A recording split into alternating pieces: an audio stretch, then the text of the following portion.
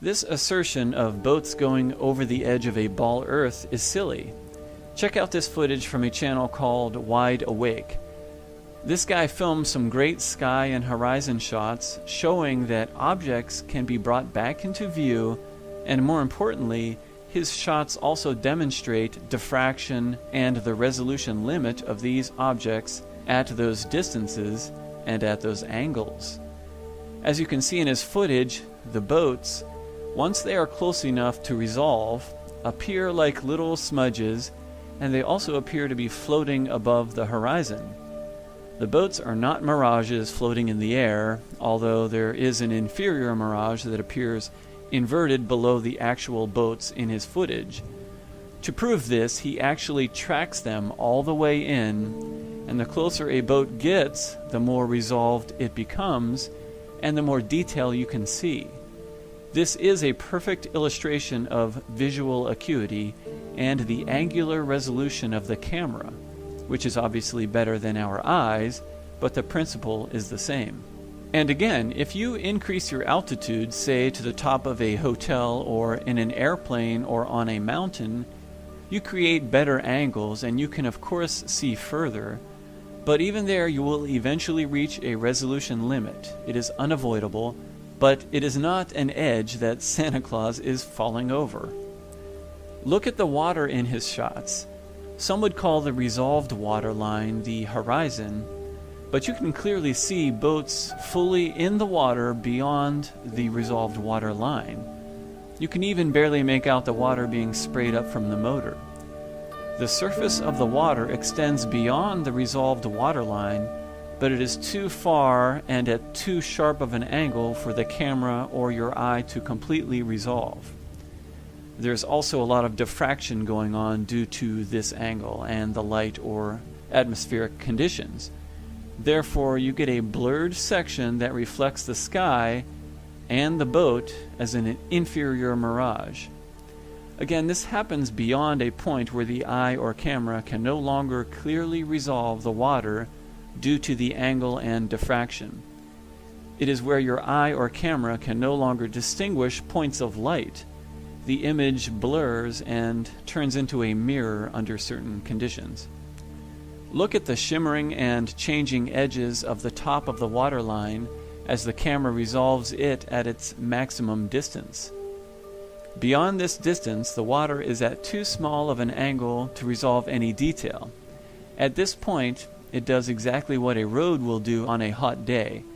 It reflects the light waves like a mirror because the eye or camera can more easily resolve these reflected light rays than they can the actual surface of the road or water.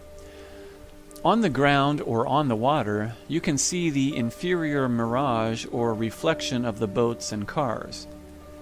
Some people will claim that the boat itself is a superior mirage and that the actual boat is over the edge of a ball. This is silly for two reasons. Number one, a superior mirage is inverted, and number two, in this footage, he tracks these boats the entire way in, so you can verify with your own eyes how a boat will barely come into view as a small blur, and then as it gets closer and closer, the angles get larger and your eye can then resolve more and more detail. This is observable, repeatable, apparent, and can be verified by anyone. Unlike NASA's theories, of course, that nobody can verify unless they can build a little rocket ship. Finally, I would like to discuss the issue of boats or buildings being cut off by the horizon line over water, which many people falsely attribute to the object being over the edge of a ball Earth. Again, I would start by saying that it is easy to debunk this simply by increasing your altitude. If there were a massive drop in curvature obscuring the boat or building, this would be apparent from higher up. Our eyes are not that bad. We can clearly distinguish slopes and hills in the distance, and when you increase your altitude, you can clearly see that the target object lies on the same flat plane as the original observation point. This is simply a function of perspective, angular resolution, and diffraction. When you stand on the seashore, you can see a horizon line, which is basically the limit of your ability to resolve the water, because at a certain distance, the angle becomes too small and diffraction also plays a part. Above this waterline horizon will be everything that your eye can resolve above your eye level. For example, from the beach I can see about 3 to 4 miles of the water's surface, which in my field of view extends from my feet up to my eye level, and it represents my horizon and the limit of my sight up to my eye level. Now, there are hotels located about 18 miles away in this picture, and these hotels are above my horizon line, yet appear to be cut off by the horizon. Not because they are over the edge of a ball, this is simply the point where they fit in due to perspective, where objects that are closer are in front of objects that are further away, which is also a function of diffraction and angular resolution. I cannot resolve the hotels any lower because the angle is too small. If I could resolve the hotels lower, then logically I would be able to resolve more of the surface of the water at a greater distance. But we know this is not possible due to the laws of physics. However, if I were to go up in an airplane, I would be able to see the entire distance from the beach to the hotel, and I could also see that it is flat as a pancake. The hotel is not obscured by the edge of a magic ball. It is simply perspective and angle of view. The limit of what I can see above and below my eye level converge at what we call the horizon line or vanishing point. So check out this little experiment I did. In order to simulate the size and distance of that hotel, I took a small glass bottle and put it on the road and then filmed from ground level. Now the hotel is about 18 stories, which equals about 180 to 200 feet. I used 250 feet just to be conservative and to give it some room above the actual water line, and the distance is 17.5 miles. The glass bottle is 3.5 inches, so that meant that I would have to put it at a distance of about 107 feet to get the same ratio. Now, when I started filming, I was standing up and I could zoom in on the bottle, the entire bottle, top to bottom, and then I pan out, I take the camera and I place it on the ground, and even on the ground it's actually conservative because the lens of the camera is still about 1 inch to 1.5 inches above the ground, so this is a conservative experiment. And when I zoom in, you can see now that the angle of resolution is just too small, and combined with the diffraction, you cannot make out the bottom of the bottle. It disappears. It is cut off, and that is exactly what you're seeing in those pictures and videos where buildings or boats are cut off at the bottom. Your eye cannot resolve the detail of the surface of the ground or the bottom of that bottle. It's just too sharp of an angle. And you can even actually see beyond the bottle where the road is, again, the same color, because your eye can resolve that a little bit better because it makes a curve and it's a little bit, the angle is a little bit better on the road beyond where the bottle is. So that's a pretty interesting little experiment and shows you the effect of diffraction and angular resolution. And again, even on the ground, the lens of the camera is about 1 inch or 1.5 inches off the ground, which when you compare that to the bottle, that is almost half of the bottle. So that would probably equal an observer that is about 100 or 150 feet in the air filming the hotel in New Smyrna. So if I was actually on the ground with the camera, I'm sure that the diffraction would probably cover almost the entire bottle, if not half the bottle, and it would look exactly like the water line covering these hotels or these boats. But you can see the principle. It's verifiable and it's repeatable, so it's an explanation. We don't have to use the Santa Claus falling over the edge of a ball to explain what we see.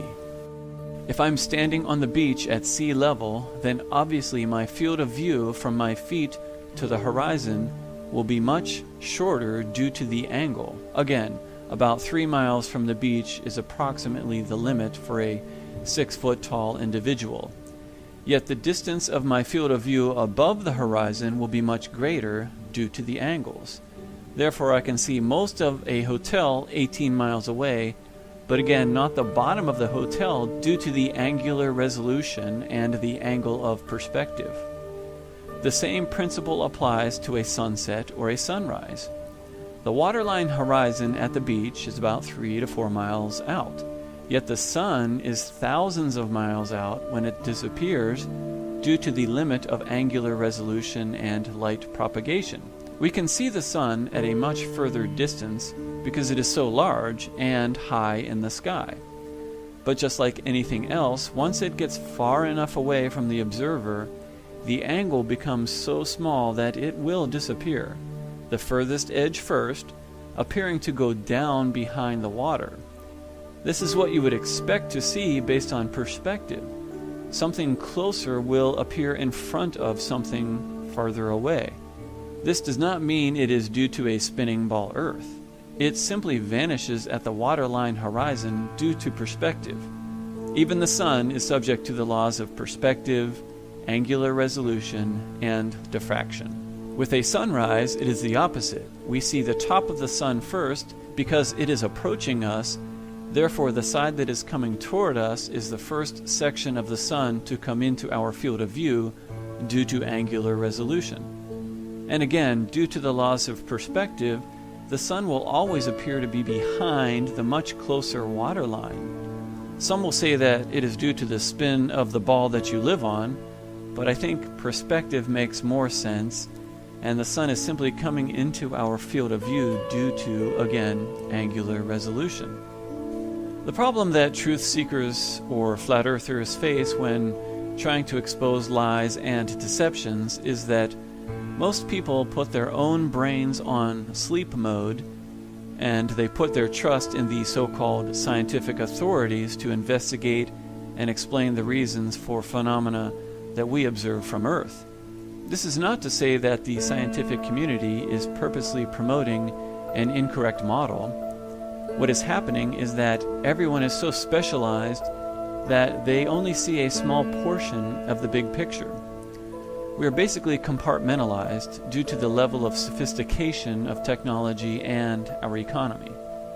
People are also conditioned from kindergarten and throughout school to conform, to obey, and repeat government-sanctioned science. People are conditioned to treat any questioning of the spinning ball Earth as idiotic and primitive. If you mention flat Earth, the reaction is guaranteed to be ridicule, laughter, or even anger at the stupidity of such a statement. No one likes to be wrong, and no one likes to be ridiculed, so there's not much straying from the herd in today's world. I personally believe there is a lot of compelling evidence that calls into question the scientifically accepted model brought to us by the politically created agency of NASA. If everything is exactly how space agencies and government scientists tell us, then we are going to need much more and reliable proof other than CGI images and silly old stories. It is amazing how academia conveniently forgets the debates that used to rage about the rotundity of the Earth, and not by idiots, by learned men and women. So, in closing, I just want to reiterate that there are other alternatives to the theories that were taught to us as fact by space agencies and the political scientific authorities.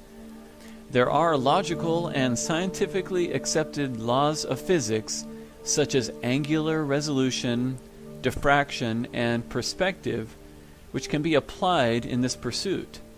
You don't need to be a math genius or have a PhD in physics to understand that there are physical limitations on our ability to see, even with telescopes and cameras.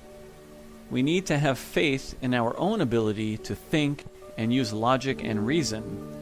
Otherwise, there are many opportunistic groups of individuals who will step in and do the thinking for us. And these groups may not always have our best interests at heart. In fact, they will take advantage and control those who cannot or will not think for themselves. This, I believe, is the modern-day manifestation of slavery, where most people no longer think like humans. They simply repeat and react. Thanks so much for watching, guys.